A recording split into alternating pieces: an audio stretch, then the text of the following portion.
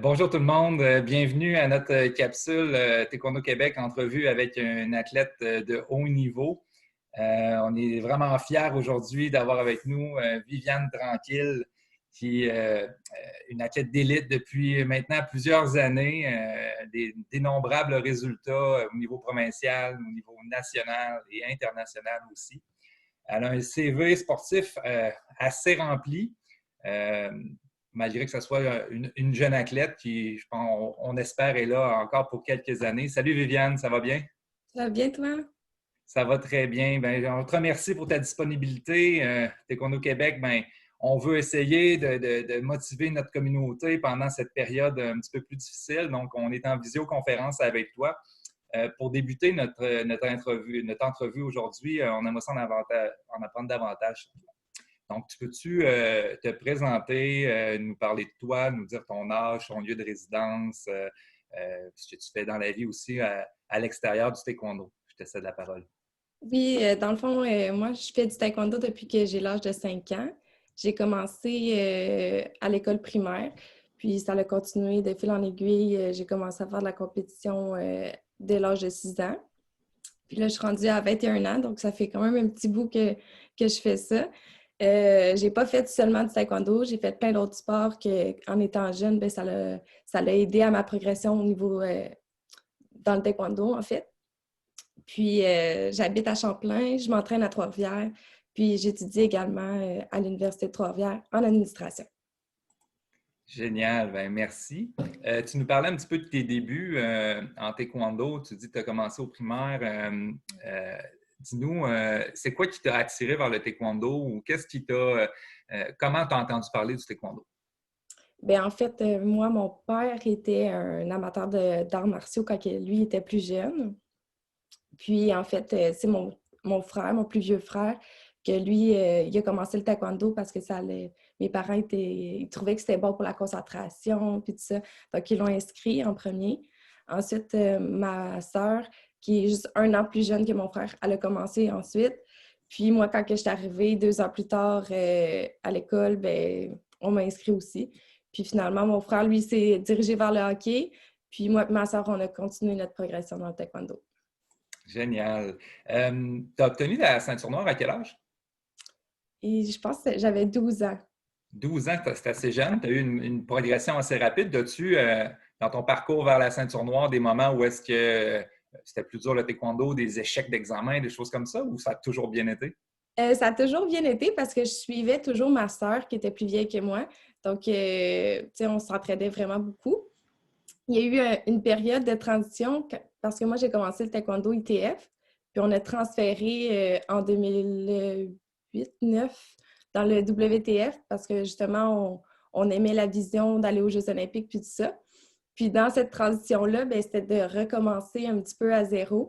Fait que j'ai eu une petite période de quelques mois où est-ce que là, je voulais plus rien savoir du taekwondo parce que là, en compétition, ça allait pas bien, je perdais, puis là, c'était démotivant de recommencer des échelons en arrière.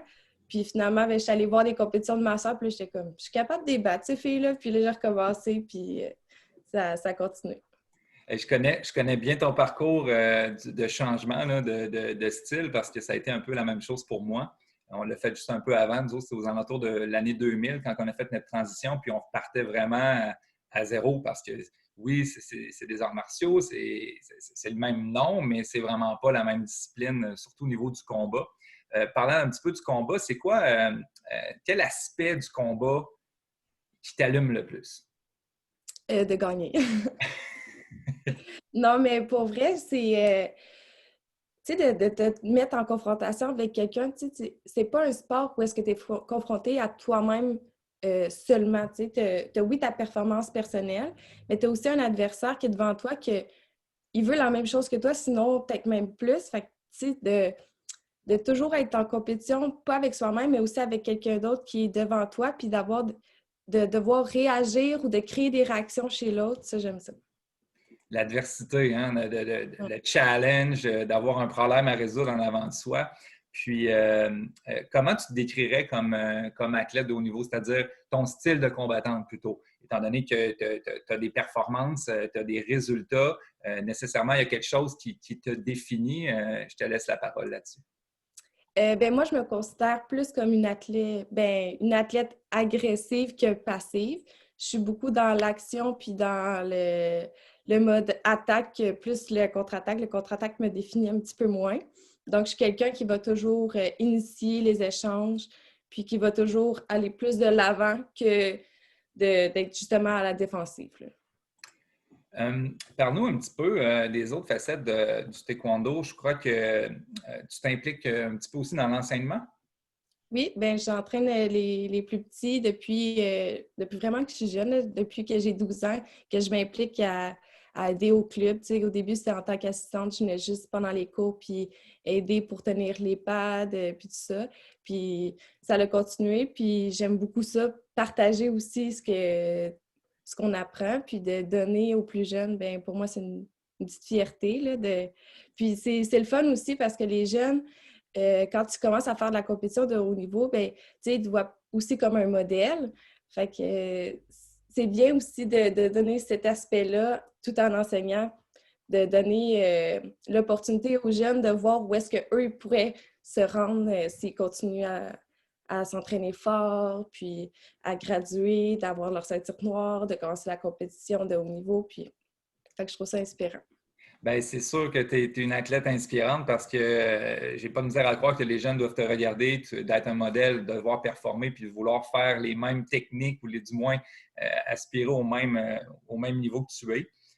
Quand tu partages ta passion auprès des jeunes, je ne sais pas s'il y a des éléments que tu aimes bien partager. Si on parle plus au niveau des valeurs de notre sport, tu as eu un parcours qui est quand même assez une belle courbe de croissance au niveau de tes résultats. Mais y a-t-il des valeurs qui, selon toi, sont indispensables comme athlète pour performer? Bien, dans la performance, tu sais, c'est pas tout le temps beau, là, puis c'est pas tout le temps facile. Fait que moi, ma valeur prioritaire que j'essaie d'enseigner aux jeunes, c'est de persévérer tout le temps. Donc, tu sais, des fois, je coach en compétition les jeunes, puis c'est triste de les voir après une défaite, tu sais, ils ont le cœur gros, il y en a qui pleurent, il y en a qui sont fâchés.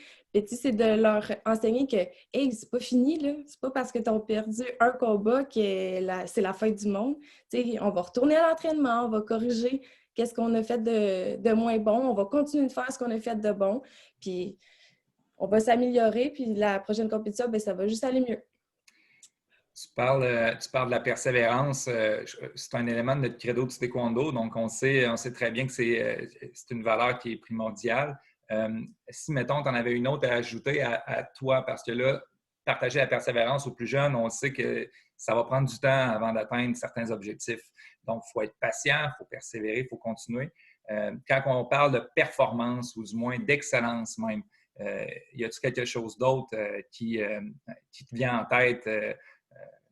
On peut parler de dépassement de soi. Je ne veux pas mettre les mots à ta bouche, mais s'il y a quelque chose que tu voudrais nous partager par rapport à ça, là, une qualité primordiale d'un athlète de haut niveau autre que la persévérance. Bien, c'est la volonté. Tu sais, selon moi, tu ne peux pas atteindre des hauts niveaux si tu n'as pas la volonté de faire tout ce qu'il faut faire pour se rendre là. Fait que, il faut de base que ta volonté soit si forte que même quand que tu vas devoir faire des choses qui ne te plaisent pas, qui sont difficiles, ben, tu sais, que cette volonté-là te permette de passer au travers puis de le faire quand même. Tu dis la volonté d'atteindre certains objectifs. Parlant de ces objectifs-là, comment tu vois au niveau de ton parcours d'athlète l'évolution de tes objectifs? C'est-à-dire, étant plus jeune, j'imagine que tu le faisais parce que tu aimais le sport. Après ça, au niveau compétitif, tu as voulu devenir championne du Québec, Canada, etc. Est-ce que l'atteinte, du moins le fait de se fixer des objectifs, ça aide à atteindre justement des plus hauts niveaux? Oui, vraiment. Bien, je pense que tout le monde qui veut atteindre un certain niveau doit avoir un objectif devant lui, sinon il ne saura pas où il s'en va avec ça. Donc, c'est avoir l'objectif devant. Moi, personnellement, mon cheminement, c'est l'objectif final, c'est les Jeux olympiques. Donc, je viserai les Jeux olympiques de 2024 présentement. Puis, c'est sûr que moi, sais, j'ai eu la chance de, quand j'ai été ma dernière année junior, j'ai fait des compétitions seniors avec aucune attente. Puis ça s'est révélé assez extraordinaire, si je peux dire, parce que, dans le fond, ma dernière année junior, j'ai gagné les championnats nationaux chez les juniors et puis j'ai fait une participation dans ma tête chez les seniors. Puis finalement, je me suis retrouvée à être aussi, avoir le titre de championne nationale senior la même année. Fait que c'était comme, OK, là, on a de quoi, là? Tu sais, tu as toujours le petit doute, est-ce que je vais être assez, tu sais? Puis là, finalement, ben, on a eu notre réponse. Puis là, j'ai commencé à faire de la compétition à l'international dans les seniors aussi. Je commençais à faire des podiums, tout ça. Puis j'avais juste 16 ans dans le temps. Fait que, tu sais, tu disais, OK, ben là, l'objectif que moi, personnellement, je me suis fixé pour les Jeux olympiques, ben il devient de plus en plus réel puis réalisable. Fait que c'était vraiment encourageant pour moi. On vit une période présentement qui est pas évidente pour pas mal tout le monde, spécialement ben, dans le milieu sportif. Là, toutes les compétitions ont été arrêtées au mois de mars. Tu avais probablement des attentes dans l'année 2019, 2020, excuse-moi. Tu continues de t'entraîner ces temps-ci de façon différente un peu. Est-ce que tu peux nous parler comment que ça se passe, puis comment est-ce que tu restes focusé là, malgré le confinement, la pandémie? Oui, bien, au début, c'était vraiment difficile. Tu sais, on n'avait pas de. Tu sais, on se faisait dire qu'on était en confinement seulement pour 2 semaines au début du mois de mars. Fait que là, t'es comme, ah, ben, c'est pas si pire, ça va faire des belles vacances. Là, après ça, ça continue, ça continue. Là, on n'avait pas de plan d'entraînement, on n'avait pas d'objectif non plus. Toutes les compétitions ont commencé à s'annuler une après l'autre. Fait que là, on était comme, ben, où est-ce qu'on s'en va avec ça? Finalement, moi, j'ai pris personnellement l'été vraiment plus relax. J'en ai pris pour me reposer, faire d'autres activités. Tu sais, je jouais au tennis, au golf, je faisais beaucoup de yoga.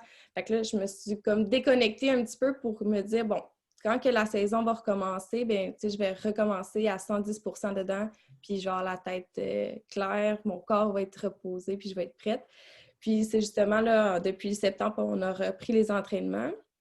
Mais tu sais, avec les nouveaux règlements du gouvernement, puis tout, on est restreint à faire que des entraînements en privé. Puis pour un sport de combat, ben c'est pas l'idéal de ne pas avoir de partenaire d'entraînement. Tu sais, juste de frapper des cibles tu sais, sans avoir de situation, c'est pas génial. Mais moi, personnellement, j'en profite pour mettre l'emphase sur mon conditionnement physique que là, vu qu'on est en off-season, c'est le moment parfait pour justement rebâtir le corps de A à Z, d'améliorer les capacités physiques pour quand que, là, la compétition va reprendre, bien, au moins mon corps va avoir suivi puis va avoir maintenu un certain niveau là, de conditions. Donc, travailler un petit peu sur des éléments qu'on n'a pas nécessairement le temps de faire dans un calendrier chargé. Donc, tu parles Oui, de exact. conditionnement physique. C'est un élément qui est pas. On est des athlètes en forme quand on s'entraîne souvent, mais au niveau de prendre un recul, donc tu as eu l'été pour te changer les idées, hein, de faire une pause de taekwondo. Je pense que ça fait du bien dans une carrière, surtout que pas mal tout le monde est arrêté. Donc, tu n'as pas l'impression de te Il faire n'y a pas dépasser. de culpabilité, là, parce que tu te dis, moi, je suis en arrêt, mais tout le monde continue. Mais là, tu sais, tout le monde est en arrêt. Fait que c'est le moment de le faire. Tu sais, ça faisait déjà comme une bonne période d'un an et demi qu'on n'avait pas vraiment eu de off-season qu'on appelle parce qu'on se préparait pour la qualification pour les Jeux olympiques de 2020. Fait que là, juste après la qualification, d'avoir ce moment de repos-là, bien, ça fait du bien. Puis, tu nous as parlé un petit peu de tes hobbies, ce que tu faisais à l'extérieur du taekwondo. Y a-tu autre chose? Y a-tu des loisirs ou justement plus des hobbies sans que ce soit des activités physiques que tu pratiques à l'extérieur du taekwondo? Ben, personnellement, je suis une personne très active, donc ce que je fais à l'extérieur du taekwondo, ça reste actif. Donc, mais c'est sûr que j'aime bien faire du yoga, ça m'aide à me relaxer, puis tu sais, à travailler sur ma souplesse, ma flexibilité, tout ça. J'adore aussi jouer au tennis, le golf aussi, comme j'en ai mentionné. Puis j'ai aussi l'école qui prend beaucoup de mon temps. Donc, vu qu'on n'avait pas de compétition en vue, tu sais, je me suis inscrite comme étudiante à temps plein. Donc, c'est quand même assez chargé là-dessus. Donc, le temps libre, soit je le mets sur l'école ou soit je suis en train de faire du privé avec les jeunes pour les entraînements. Ouais. Tu nous parlais de ton école. Ça ne doit pas être évident pour une athlète de haut niveau avoir à dealer avec un horaire d'entraînement qui doit être assez chargé, avec un horaire scolaire aussi, garder un équilibre entre tout ça, peut-être même la famille.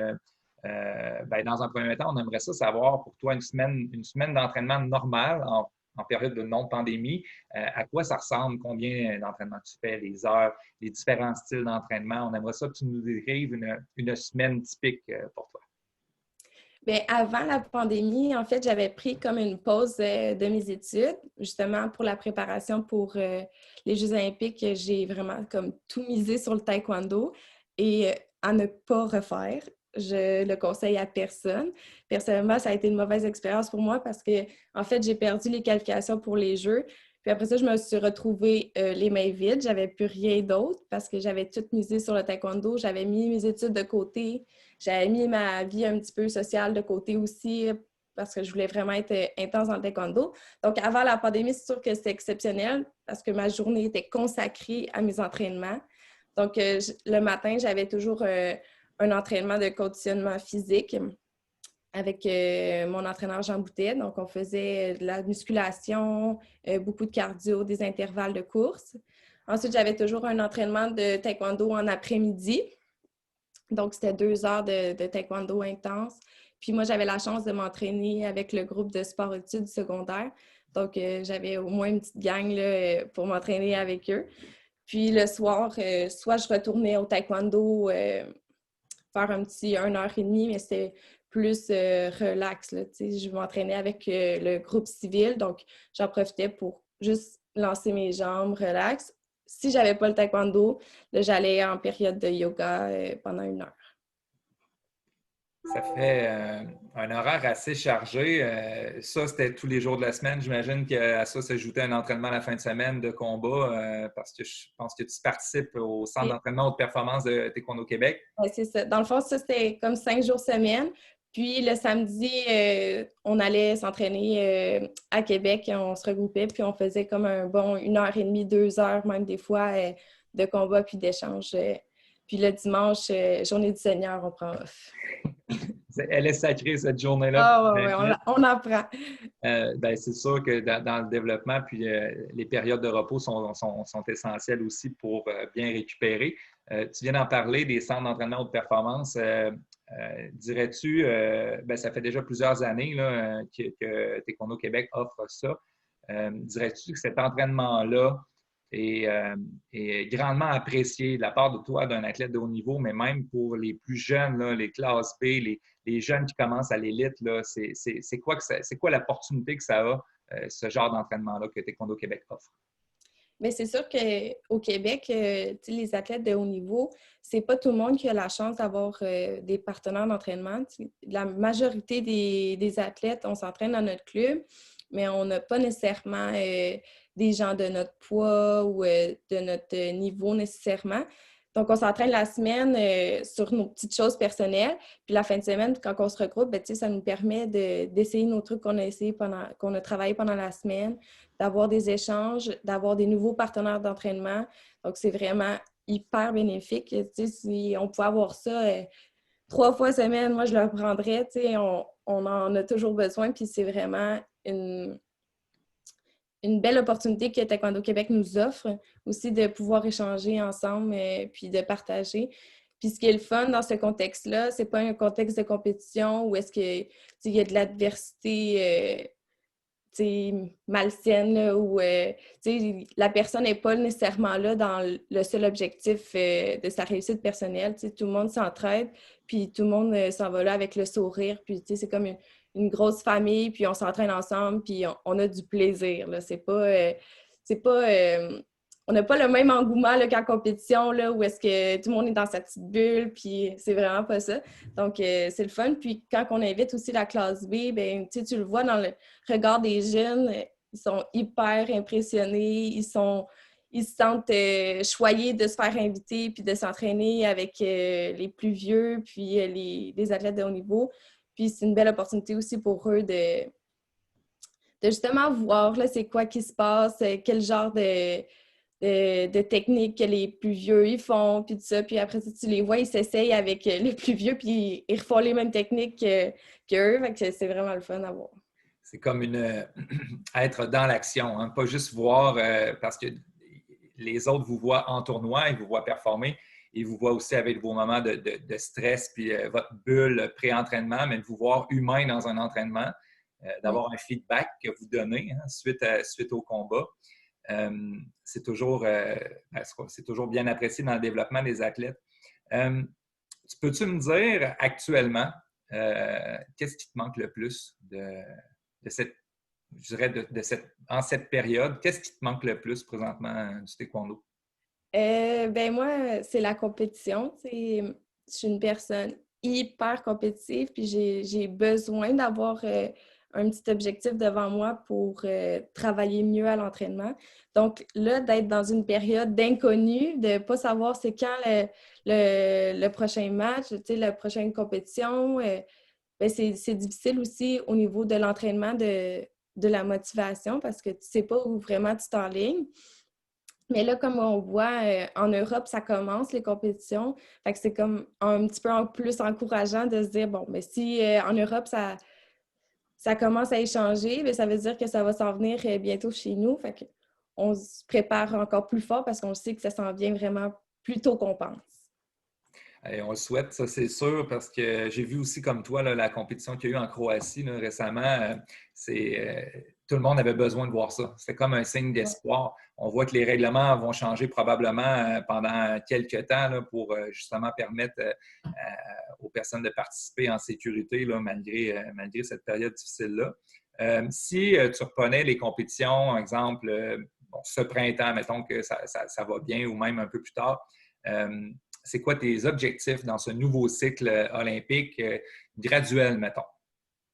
Bien, en fait, c'est ça. J'aimerais commencer ma première année, aller chercher un maximum de points dans les G1. Donc, moi, présentement, dans mon classement, je ne suis pas loin d'avoir accès au Grand Prix. Donc, c'est sûr que je vais aller chercher un maximum de points pour monter mon classement pour que dans ma deuxième année, là, il faut absolument que je sois invitée dans les Grands Prix pour continuer à accumuler des points un petit peu plus importants. T'sais, dans les G1, on a des 10 points qu'on peut aller chercher pour une médaille d'or. Dans les G2, on a des 20 points. Mais quand on va dans les Grands Prix, là, c'est des 40 points que tu peux aller chercher pour une première place. Donc, c'est sûr que ça fait augmenter ton classement plus rapidement. Puis, une fois rendu là, c'est il faut absolument dans ma vision à moi, là, dans ce cycle-là, que je remporte au moins les Panames qui m'ont échappé de quelques pouces les dernières années. Donc là, c'est sûr que je vais aller chercher ça. Ça serait ma prochaine étape pour éventuellement une bonne participation au championnat du monde, si ce n'est pas un podium, puis arriver pour les Jeux de 2024 prête. Là. C'est beau à voir, tu as beaucoup d'ambition, puis on n'a aucun doute que tu vas livrer la marchandise, puis on a vraiment hâte de te voir en action de retour. Quand tu parles des Grands Prix, c'est une formule qui est là depuis maintenant quelques années. C'est quoi la sélection d'athlètes pour les Grands Prix? Tu dis que ton classement est proche. Est-ce qu'il y a un nombre de personnes qui peuvent participer à ça? Oui, en fait, il invite le top 32. Mais le top 32 n'est pas nécessairement exactement les gens qui vont participer au Grand Prix. Donc, il invite les 32 meilleurs qui vont accepter l'invitation.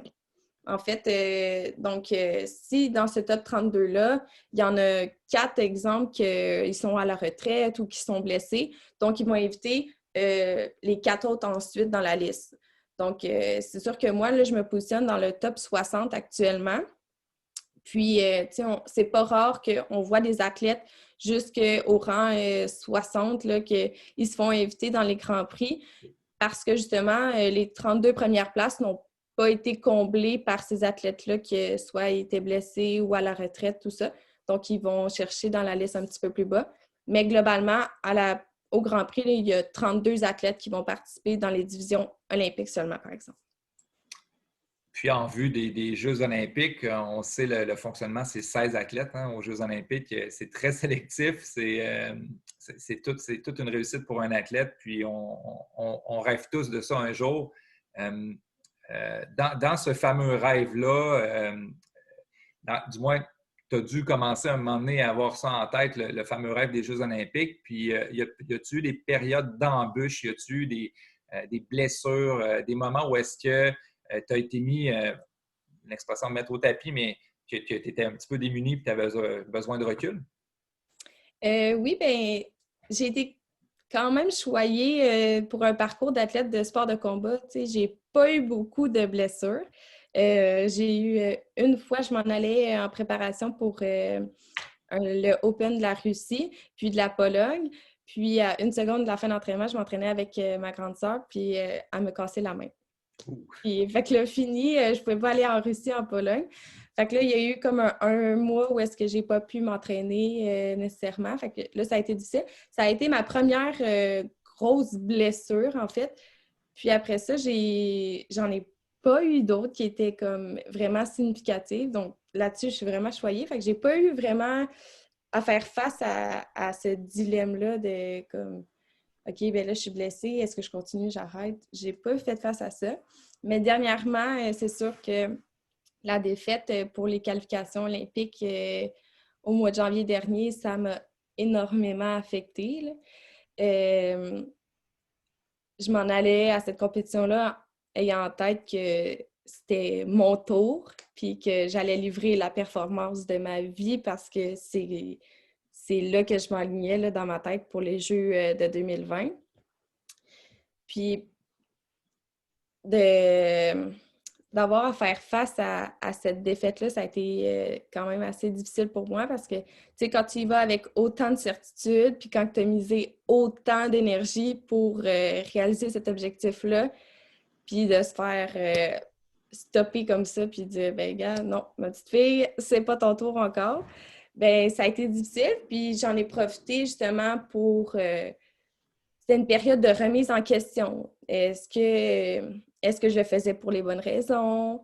Est-ce que, justement, j'avais négligé mon équilibre en misant tout là-dessus, puis en négligeant mes études, tu sais, les autres aspects de ma vie? Fait que je suis arrivée avec des réponses que c'était pas nécessairement la bonne chose à faire de, justement, miser tous mes efforts sur une seule chose. Tu sais, aussi humble que ça peut paraître, là, ben, je mets tous mes efforts pour aller aux Jeux olympiques, ben, c'est pas nécessairement, comment je peux dire, sain pour la tête, là. Fait que là, je me suis remis en question, puis je me suis dit, ben, c'est ça que tu veux, ben, on va le refaire, mais on va le refaire mieux, avec des meilleures circonstances. Donc, c'est pour ça que là, j'ai repris mes études en septembre, puis de justement retrouver cet équilibre-là sans perdre nécessairement la qualité des entraînements, mais juste de juste remettre toutes les choses en place, là, puis de le faire comme il faut. Tu le dis vraiment très bien. Souvent, quand on est un jeune athlète avec beaucoup d'ambition, on ne réalise pas tant aussi longtemps que ça ne nous arrive pas.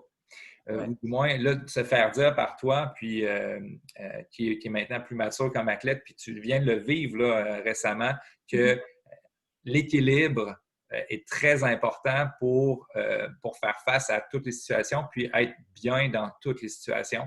Tu parles de l'école, tu parles de la famille, des amis, garder un pied un peu partout, sans diluer la qualité de l'entraînement, sans diluer nos objectifs, mais ça nous aide à garder les pieds sur terre aussi. Ouais. Si on a.